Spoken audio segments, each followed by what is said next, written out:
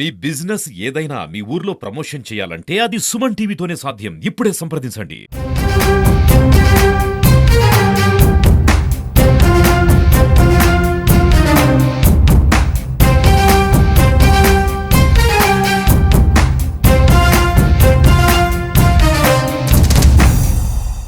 తిరుపతి జిల్లాలో ఉన్నటువంటి ప్రజాప్రతినిధులు, ముఖ్యంగా మా ఎమ్మెల్యేలందరూ, అలాగే గౌరవ కలెక్టర్ గారు, జాయింట్ కలెక్టర్ గారు, మా కమిషనర్ గారు, ఇతర అధికారులందరూ కూడా తిరుపతి జరుగుతున్నటువంటి కార్యక్రమాలు, అభివృద్ధి, అలాగే గ్రీవెన్స్ పైన, అలాగే రాబోయే సమ్మర్ యాక్షన్ ప్లాన్ కూడా ఈరోజు చర్చించడం జరిగింది. ముఖ్యంగా ఏదైతే గతంలో వచ్చిన గ్రీవెన్స్ అన్నింటిపైన కూడా యాక్షన్ టేకన్ రిపోర్ట్ కూడా తీసుకుని ఏదైతే చేయలేని అన్ని కూడా అందరికి కూడా తెలియజేసి చేయగలిగిన ఏదైతే టైం లైన్లో పెట్టి చేస్తా ఉన్నాం దానిపైన అధ్యయనం చేయడం జరిగింది. ముఖ్యంగా రెవెన్యూ ఇష్యూస్ అవ్వచ్చు, రెవెన్యూ సదస్సులకు వచ్చినటువంటి ఇష్యూస్ అవ్వచ్చు, రీసర్వే, పీజీఆర్ఎస్ ఏదైతే గౌరవ ముఖ్యమంత్రి గారు అలాగే హెచ్ఆర్ మినిస్టర్ గారు ఎప్పటికప్పుడు పర్యవేక్షిస్తూ ఉన్నారో, మంత్రులు కానీ ఎమ్మెల్యేలని కానీ అలాగే జిల్లా స్థాయి అధికారులు ఎప్పుడు రివ్యూ పెట్టి పీజీఆర్ఎస్ అనేది చాలా ఎక్కువగా ఉంది, గత పరిపాలకులు చేసేటువంటి కొన్ని తప్పుల విషయాల మూలంగా ఉంది కాబట్టి దానిపైన ప్రత్యేకమైన దృష్టి పెట్టడం జరిగింది. అవన్నీ కూడా రిజాల్వింగ్ వైపు వస్తూ ఒక మంచి ఆదర్శమైన పరిపాలించే దిశగా ముందుకు వెళ్తాను. ఎందుకంటే రాష్ట్రం అభివృద్ధి చెందాలి, అభివృద్ధి చెందితేనే భావితరాలకి ఒక మంచి పునాది వేసిన వాళ్ళు అవుతామని చెప్పే లక్ష్యంతోనే ఈ ప్రభుత్వం ముందుకు పనిచేస్తాం. అందుకనే మనకి ఈ ప్రభుత్వం యొక్క గ్రోత్ రేట్ ఈ దేశంలోనే 2వ స్థానంలో ఉంది అంటే ఎంతో హర్షించదగ్గ విషయం. దానికి నిజంగా అడ్మినిస్ట్రేషన్ డిపార్ట్మెంట్కి గౌరవ ముఖ్యమంత్రి గారు ప్రత్యేకంగా నేను ఒక కృతజ్ఞత తెలియజేస్తా ఉన్నాను. మరి తిరుపతి మనం చూస్తూ ఉన్నాం, ఎప్పటి నుంచో కూడా ఎన్నో తేలని సమస్యలు ఉన్నాయి. దానిపైన కూడా అధికారులు ప్రత్యేకంగా అధ్యయనం చేసి, ముఖ్యంగా చెప్పాలంటే శెట్టిపల్లి ఇష్యూ అనేది చాలా పెద్ద ఇష్యూ. ఎప్పటి నుంచో అది చాలామందికి దానికి సొల్యూషన్ దొరకనండి ఇష్యూ. గౌరవ కలెక్టర్ గారు, కమిషనర్ గారు, జేసీ గారు విజయవాడ వచ్చి ఎంఏయుడి మినిస్టర్ గారు అలాగే మా రెవెన్యూ ఆఫీసర్స్ సిసిఎల్ఏ మేడం కానీ అందరూ కూర్చుని నన్ను కూడా దాంట్లో పార్టిసిపేట్ చేయించి దానికి సొల్యూషన్ తీసుకొచ్చారు. తప్పకుండా శెట్టిపల్లిలో ఉన్నటువంటి 2200 మందికి కూడా ఒక మంచి శుభవార్త ఇవ్వబోతా ఉన్నాను. దాన్ని తద్వారా వారికి మంచి నివాస యోగ్యమైనటువంటి హౌసెస్ అన్ని కూడా కల్పించే దిశగా ఒక మోడల్ టౌన్షిప్ చేయాలని చెప్పి అయితే కమిషనర్ గారు లక్ష్యంగా పనిచేస్తానో అది తప్పకుండా త్వరగా రాబోతా ఉందని చెప్పేసి కూడా నేను తెలియజేస్తా ఉన్నాను. అలాగే ఏదైతే అభివృద్ధికి ఇప్పుడు కూడా గౌరవ ముఖ్యమంత్రి గారు ఒక పాజిటివ్ మోడ్లో పోతారు. దాంట్లో మనకు కనపడే శ్రీ సిటీ, ఇక్కడ శ్రీ సిటీలో కూడా నూతనంగా సెకండ్ ఫేజ్ కింద 2500 ఎకరాలు కూడా ఎక్విజిషన్ పెట్టారు. దాన్ని కూడా కలెక్టర్ గారు, జేసీ గారు ప్రత్యేకంగా శ్రద్ధ పెట్టి దాన్ని పూర్తి చేస్తూ ఉన్నారు.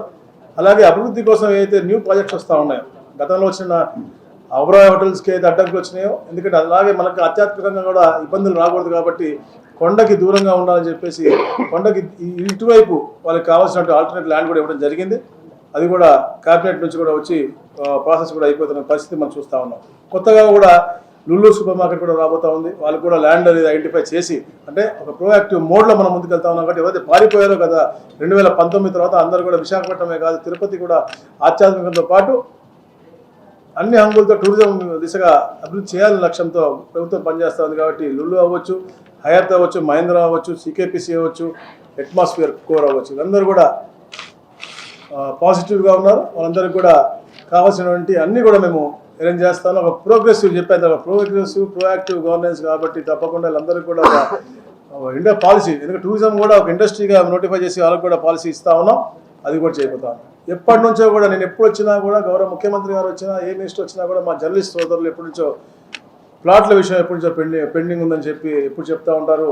ఆ మార్కెట్ వాల్యూకి మాకు కావాలనేది, దాని మీద కూడా ప్రత్యేకంగా మీటింగ్ పెట్టి డిస్కషన్ కూడా పెట్టడం జరిగింది. కాకపోతే మా జర్నలిస్ట్ సోదరులు కూడా ఎంతోమంది కాకుండా, అంటే యూట్యూబ్ ఛానల్లో ఉన్న వాళ్ళు కూడా వచ్చి దాదాపు 700 మంది వచ్చారని చెప్పారు. అవి కాకుండా అన్నీ కూడా స్క్రూటినీ చేసి ఎవరైతే అర్హులు ఉన్నారో అందరికీ కూడా తప్పకుండా న్యాయం చేయాలనే విషయంతోనే ఇక్కడ అధికారులు కూడా పనిచేస్తూ ఉన్నారు. ముఖ్యంగా నేను చెప్పేది రెగ్యులైజేషన్, ఏదైతే GOMS 30 ఇచ్చామో, అంటే మంగళగిరిని పూనుకుని ఇచ్చాము కానీ అది రాష్ట్ర వ్యాప్తంగా ఉంది. మా గౌరవ ఎమ్మెల్యేలందరూ కూడా దానిపైన అధ్యయనం చేయడం వాళ్ళకు కూడా చెప్పడం జరిగింది. ఏదైతే అబ్జెక్షన్ లేనటువంటి అర్బన్ ల్యాండ్స్ ఉన్నాయో అన్నీ కూడా రెగ్యులైజ్ చేసే విధంగా పేదవాళ్ళకి ఎలిమినేషన్ రైట్స్ వచ్చే విధంగా ఈ యొక్క జీవో ఇచ్చామో అవన్నీ కూడా వాళ్ళు కూడా సద్వినియోగం చేసుకునే ఒక పండుగ వాతావరణంలో ఈ యొక్క పట్టణ ప్రాంతాల్లో కూడా చేయాల్సిన ఇష్యూ కూడా ఉందని చెప్పేసి కూడా నేను తెలియజేస్తా ఉన్నాను. అలాగే క్రిస్ సిటీ 1500 కోట్ల ప్రాజెక్టు ప్రతిష్టాత్మకంగా గౌరవ ప్రధానమంత్రి గారు దీన్ని మొన్న ఇనాగ్రేట్ చేయడం జరిగింది. దాన్ని కూడా తప్పకుండా త్వరగా పూర్తి చేయాలని చెప్పేసి కూడా కలెక్టర్ గారి దృష్టికి తీసుకెళ్ళడం జరిగింది. అలాగే నడుకుడి శ్రీకాళహస్తి లేను మన దారి నుంచి మొత్తం పని కూడా అయిపోయింది. అది ఇక వాళ్ళు రైల్వేస్ వాళ్ళు చేయాల్సిన పని మాత్రమే ఉంది. రాబోయే రోజుల్లో అంటే ఈ ప్రాంతానికి మంచి వాతావరణం, పాజిటివ్ వాతావరణంకి ఏం చేస్తే బాగుంటుంది అన్నీ కూడా పెద్ద ఎత్తున చేస్తా ఉన్నాం. ఎందుకంటే ఈ రోడ్లు అయితే గతంలో ఆగిపోయినాయి. కడప, రేణిగుంట, మదనపల్లి, తిరుపతి, అలాగే మిగతా సాగర్మాల రోడ్లన్నీ కూడా 6,000 కోట్ల రూపాయల పనులన్నీ కూడా గతంలో ఆగిపోయినాయి. అన్నీ కూడా 2027 నాటికి పూర్తి చేయాలని చెప్పేసి వే ఫార్వర్డ్ ఒకటి రూట్ మ్యాప్ పెట్టుకుని మరీ ముందుకెళ్ళి పనిచేస్తూ ఉన్నారు. అలాగే అయితే ముఖ్యంగా తిరుపతిలో టీడీఆర్ బాండ్స్ ఇష్యూ ఉంది, మేజర్ ఇష్యూ అది.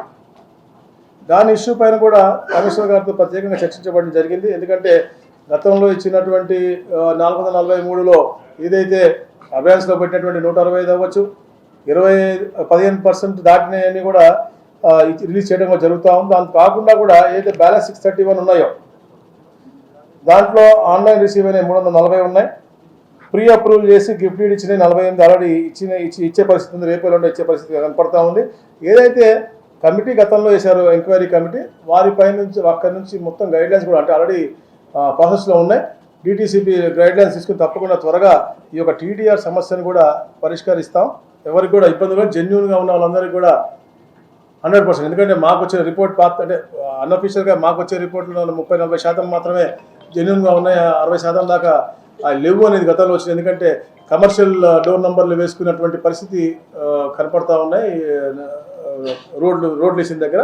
సో దానిపైన కూడా అధ్యయనం చేసి తప్పకుండా త్వరగా ఆ సమస్యను కూడా పరిష్కరిస్తామని చెప్పేసి తెలియజేస్తా ఉన్నాం. అలాగే ముఖ్యంగా పులికాట్ లేక్ దానికి ఏదైతే మన ఇన్లెట్ ఉందో దానికి కూడా 100 కోట్ల రూపాయలతో అంటే గౌరవ ముఖ్యమంత్రి గారు మొన్న కూడా కలెక్టర్ కాన్ఫరెన్స్లో చెప్పారు, తిరుపతిలో మనకి ఒక టూరిజం హబ్గా తయారు చేయాలి. ఏదైతే ఇండస్ట్రీస్ వస్తాయో వాటిని కూడా మనం ప్రోత్సహించాలి. ఏదైతే నాయుడుపేటలో కూడా మనకి నూతనంగా కొత్త ఇండస్ట్రీ వస్తూ ఉంది, దానికి కూడా కావాల్సినటువంటి అన్ని ఏదైతే మనకి ఏపీఐసీ ల్యాండ్ ఉందో దానిలో నేను అడ్డంకులు అవి కూడా తీసేసి తప్పకుండా సత్వరంగా ఇవ్వాలని చెప్పేసి గౌరవ ముఖ్యమంత్రి గారు కలెక్టర్ గారికి ఆదేశించడం జరిగింది. అలాగే తిరుపతిలో ఇంటిగ్రేటెడ్ స్పోర్ట్స్ కాంప్లెక్స్ వచ్చే దానికి మా చైర్మన్ గారు మా ముఖ్యమంత్రి గారు దృష్టికి తీసుకెళ్లారు. 34 ఎకరాలు దామినేట్లో దాన్ని ఐడెంటిఫై చేయడం జరిగింది. అద్భుతమైనటువంటి ఆంధ్రప్రదేశ్లో ఎక్కడా లేనటువంటి అద్భుతమైన స్పోర్ట్స్ కాంప్లెక్స్ కూడా ఆ ల్యాండ్ కూడా ఐడెంటిఫై చేయడం జరిగింది. దానికి కూడా నేను ప్రత్యేకంగా అభినందన తెలియజేసుకుంటా ఉన్నాను ఈ ప్రాంతంలో ఉన్న ప్రజాప్రతినిధులందరూ కూడా. అలాగే గతంలో చరిత్రలో ఎప్పుడు చేయని విధంగా గత సంవత్సరం 160 కోట్ల రూపాయలతో నరేగా వర్క్స్ అంటే 200 పైచిలుకు కిలోమీటర్లు మనం దీంట్లో చేయడం నిజంగా చాలా అభినందనదాయకం. ఇంకా రాబోయే రోజులు ఎందుకంటే అది మనకి ఎట్లా అంటే మనకి ఎంత చేస్తే అంత మనకి ఇంకా ఫండ్స్ వస్తాయి కాబట్టి ఒక ప్రోయాక్టివ్ వేలో చేయాల్సిన అవసరం ఉంది. దానికి కూడా అందరం కూడా ఆఫీసర్స్తో కలిసి మనం చేయాల్సిందిగా మేము రిక్వెస్ట్ చేస్తాను. అలాగే డ్రింకింగ్ వాటర్ మేజర్ ఇష్యూ, ఎందుకంటే హీట్ వేవ్ ఎక్కువ ఉంటుందని చెప్పేసి అందరూ తెలియజేస్తూ ఉన్నారు కాబట్టి దాని మీద సమ్మర్ యాక్షన్ ప్లాన్ కూడా ప్రిపేర్ చేశారు. అన్ని మెజర్స్ తీసుకున్నారు. ఎక్కడ కూడా ఎవరికి కూడా నీటి ఎద్దడి అనేది ఈ పట్టణంలో కానీ చుట్టుపక్కల గ్రామాల్లో కానీ జిల్లాలో ఎక్కడ ఉండకూడదని చెప్పేసి ఒక సమ్మర్ యాక్షన్ ప్లాన్ కూడా తీసుకోవడం జరిగింది. అది కూడా తప్పకుండా గౌరవ కలెక్టర్ గారు చూసుకుంటారని చెప్పి తెలియజేస్తా ఉన్నాను. మరి ముఖ్యంగా ఏదైతే గౌరవ ముఖ్యమంత్రి గారు సూర్యఘర్ గురించి కూడా ప్రతి మీటింగ్లో చెప్తా ఉన్నారు, అది కూడా ప్రతి ఇంటి మీద కూడా అంటే ఎస్సీ ఎస్టీ వాళ్ళకైతే మంచి సబ్సిడీ కూడా ఇవ్వడం జరిగింది. 2 కిలోవాట్స్కి వాటికి 1,15,000 ఏదైతే అవుతుందో 60,000 గవర్నమెంట్ సబ్సిడీ ఇస్తూ ఉంది. 55,000 డిస్కామ్ వాళ్ళే ఇచ్చి ఏదైతే మనకి దాంట్లో నుంచి ఈల్డ్ వస్తూ ఉందో దాని నుంచి ఏదైతే ఉత్పత్తి వస్తూ ఉందో దాన్ని మనం వాడుకున్న తర్వాత మిగిలింది ఏదైతే మనం సబ్సిడీకి ఇస్తామో దాంట్లో వచ్చే రెవెన్యూని కట్ చేసుకునే విధంగా అద్భుతమైన కార్యక్రమం చేస్తాను. దాంట్లో అలాగే బీసీస్ కూడా 20,000 రూపాయలు సబ్సిడీ ఇస్తూ ఉన్నారు. 55,000 అలాగే డిస్కామ్ వాళ్ళే అరేంజ్ చేసి వాళ్ళే ఇన్స్టాల్ చేస్తారు. ఎందుకంటా ఉన్నామంటే మనం చూస్తూ ఉన్నాం చాలా ఉత్పత్తి తగ్గి చాలా కాస్ట్లీ అవుతూ ఉంది. అలాంటివి లేకుండా ఫ్రీగా ఏదైతే ప్రభుత్వం ఇస్తూ ఉందో అవన్నీ కూడా ఫ్రీగా అనుభవిస్తూ దాని నుంచి కూడా మనకి లబ్ధి పొందే విధంగా ఈ యొక్క కార్యాచరణ రూపకల్పన జరిగింది. తప్పకుండా ఎందుకంటే గౌరవ ముఖ్యమంత్రి ఎప్పుడు కూడా పాజిటివ్ విజన్తో ముందుకు వెళ్తూ ఉంటారు. గతంలో కూడా మీరు చూశారు, 25 సంవత్సరాలు 30 సంవత్సరాల ముందు విజన్ 2020 అన్నారు. అప్పుడు హైటెక్ సిటీ గురించి మాట్లాడారు, ఐటీ గురించి మాట్లాడారు. ప్రతి ఒక్క కుటుంబంలోంచి కూడా ఈరోజు ఐటీ ఒక ఉద్యోగి ఉన్నారు అంటే అది ఆయన ఆ రోజు చేసిన పునాది. ఆ రోజు అందరూ కూడా ఏంద్రబాబు ఇట్లా మాట్లాడుతున్నాడు, హైటెక్ సిటీ అన్నారు, పాములు పుట్టలు తిరుగుతున్నాయి, ఇక్కడ ఏమున్నాయని చెప్పినటువంటి పరిస్థితి ఈ రోజు మనం చూస్తే హైటెక్ సిటీ దగ్గర నుంచి 50 కిలోమీటర్ అవతల కూడా మనకు అలాంటి అభివృద్ధి కనపడతా ఉంది. ఆ దిశగా అలాంటి అభివృద్ధి రాష్ట్రంలో రావాలని చెప్పి తప్పనితో ఆయన పనిచేస్తూ ఉన్నారు. దాంతోపాటు అమరావతి ఒక్కదాన్నే కాకుండా అమరావతితో పాటు అటు విశాఖపట్నం, ఇటు తిరుపతి, రాయలసీమ పలు ప్రాంతాల్లో కూడా మనకి ప్రాజెక్ట్స్ వచ్చి అభివృద్ధి వైపు ముందుకెళ్తూ ఒక విజన్ డాక్యుమెంట్ రెడీ చేసి 2047 కోసం అందరూ జీవిస్తూ ఉంటామా లేదా 2047 దాకా కాదే ఈరోజు మన ఆలోచన మనకు పునాది వేస్తే మన భావితరాలకి మంచి వచ్చే దిశగా ఈ 2047 అవచ్చు. అలాగే P4 కూడా బంగారు కుటుంబాలు మార్గదర్శనం అంటే ఆర్థిక సమాధులు. ఎందుకంటే కులాల మధ్య వ్యత్యాసాలు ఉన్నాయి, అన్నింటిలో వ్యత్యాసాలు అన్నీ కూడా తీసేసి మనం జీవించాలని చెప్పేసి తపనతో మన నాయకులు అంటూ ఉంటారు. అలాగే గౌరవ ముఖ్యమంత్రి గారు ఆర్థిక సమాధులు దూరం చేయాలి, ఒకరిలో ఒకరు మానవతా విలువలు పెరగాలి, బాధ్యత తీసుకోవాలి, ఇంకొకరు అప్లిఫ్ట్ చేసే బాధ్యతలు తీసుకోవాలని చెప్పి లక్ష్యంతో ఈ P4 కార్యక్రమం కూడా చేస్తూ ఉన్నారు. అది కూడా తప్పకుండా ఎందుకంటే మనం చూసాం చెప్పేది ఇంత అభివృద్ధిలో ఈరోజు రాష్ట్రం 2వ స్థానంలో ఉంది అంటే అది వారి యొక్క కృషి, వారి యొక్క ఇది. తప్పకుండా పర్ క్యాపిటల్ ఇన్కమ్ కూడా పెరిగే దిశగా మనం వెళ్తా ఉన్నాం. ఈ డిస్టిక్లో 3,50,000 రూపాయలు పర్ క్యాపిటల్ ఇన్కమ్ అంటే రాష్ట్రంలో 3వ స్థానంలో ఉన్నటువంటి పరిస్థితి. అందుకనే చెప్తా ఉన్నాం. అలాగే ముఖ్యంగా నేను గౌరవ ఎమ్మెల్యేలకు కానీ ప్రజాప్రతినిధులు అందరూ కూడా చెప్పేది ఏంటంటే ఏదైతే గౌరవ ముఖ్యమంత్రి గారు ఒక ప్రతిష్టాత్మకంగా తీసుకుని ఈ P4 కార్యక్రమం చేశారో అది మనం క్షేత్రస్థాయిలో మన ప్రాంతాల్లో ఉన్నటువంటి ఇండస్ట్రియలిస్ట్ అవ్వచ్చు, దాతలు అవ్వచ్చు, సౌహృదయం ఉన్నటువంటి వాళ్ళు పెద్దలు అవ్వచ్చు, వాళ్ళందరూ కూడా ఒక ప్రోయాక్టివ్ మోడ్లో తీసుకుని దాన్ని టేకప్ చేసి ప్రతి గ్రామంలో కూడా ఏదైతే 20% ఆఫ్ టోటల్ బ్యాక్వర్డ్ ఉన్నారో వాళ్ళందరూ కూడా అప్లిఫ్ట్ చేసే దిశ తప్పకుండా తీసుకుపోవాల్సిన అవసరం ఉంది. అలాగే P4కి డిఎంఎఫ్ నుంచి కూడా ఈ డిఎంఎఫ్ ద్వారా 25 కోట్ల రూపాయలు మనకి శాంక్షన్ అవడం జరిగింది. అంటే ఇలా వెల్ఫేర్ ఇన్స్టిట్యూషన్స్ రెనోవేషన్స్ కానీ రిపేర్లకు కానీ వాటికి శాంక్షన్ అవ్వడం జరిగింది. అట్లా ఒక పాజిటివ్ ఎన్వైరన్మెంట్తో ప్రభుత్వం ముందుకు పోతా ఉంది. ఈ ప్రతిపక్షలో ఉన్నటువంటి వాళ్ళని ప్రతిపక్ష హోదా రానప్పటికి కూడా ఊరికే విమర్శించడం కోసం అన్ని అధికారుల మీద అవ్వచ్చు, అలాగే ప్రజాప్రతినిధులు గవర్నమెంట్ మీద ఊరికే మాట్లాడుతూ ఉంటారు, పార్కుల్లో పోతూ ఉంటే స్కిట్లు చేస్తూ ఉంటారు. దాని తప్ప ఎప్పుడు కూడా పార్కులు అభివృద్ధి చేద్దామని కానీ రోడ్లు అభివృద్ధి చేద్దామని కానీ ఇతర కార్యక్రమం ఎప్పుడూ ఆలోచించలేదు. ఈరోజు ఏదైతే గత 5 సంవత్సరాల పరిపాలన ఆగిపోయిందో తిరుపతి ప్రాంతంలో అవ్వచ్చు, రాష్ట్రం అంతా అవ్వచ్చు, అవన్నీ కూడా పూర్తి చేసి ఒక సుభిక్షమైనటువంటి పాజిటివ్ వాతావరణం తీసుకురావాలని చెప్పేసి ఆహర్నిశలు గౌరవ ముఖ్యమంత్రి గారు కృషి చేస్తానో దానికి టోటల్ ప్రభుత్వ యంత్రాంగం అవ్వచ్చు, ప్రజాపతి అందరూ కూడా కలిసి సమిష్టిగా పనిచేస్తున్నారు.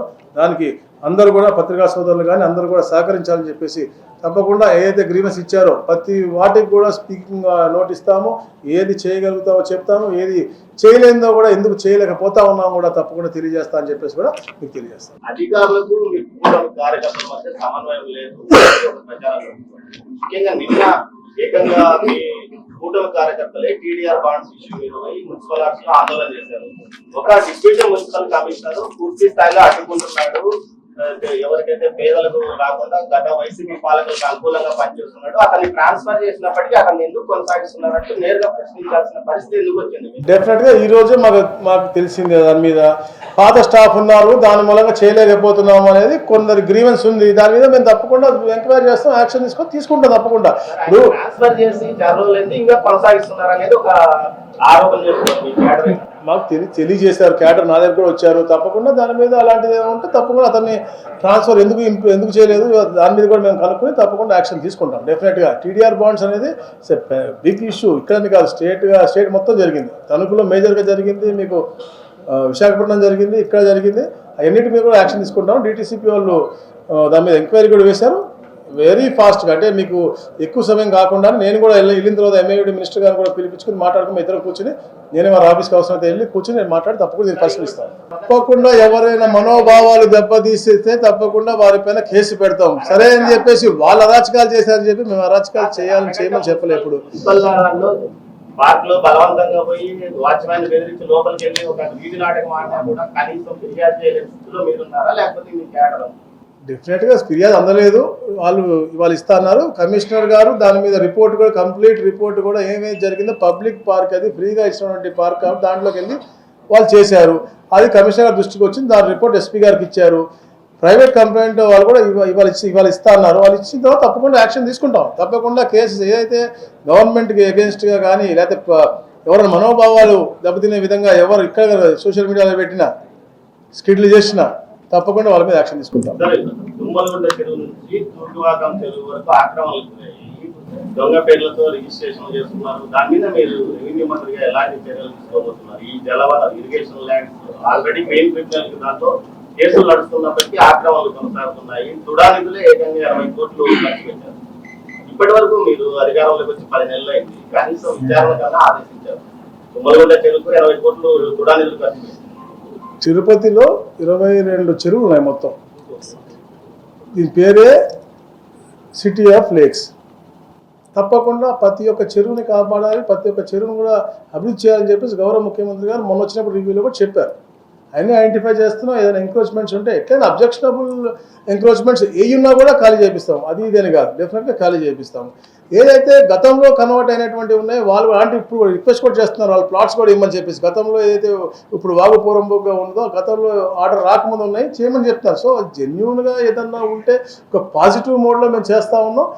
చిన్న చిన్న గుడ్స్ వేసుకున్న చిన్న ఇల్లు వేసుకున్న రెగ్యులేషన్కి అలాంటి అవకాశం ఉంటే గవర్నమెంట్ తీసుకెళ్ళి చేయాలని తప్పనిసరి పనిచేస్తున్నారు తప్ప ఏది కూడా ఏ ఆక్రమణ కూడా సహించే దిశగా మేము చేయట్లేదు. ఏదైనా పర్టికులర్గా మీరు ఉంటే మీరు రిటర్న్లో ఇవ్వండి, తప్పకుండా మేము ఎంక్వైరీ చేయించి will see that stop the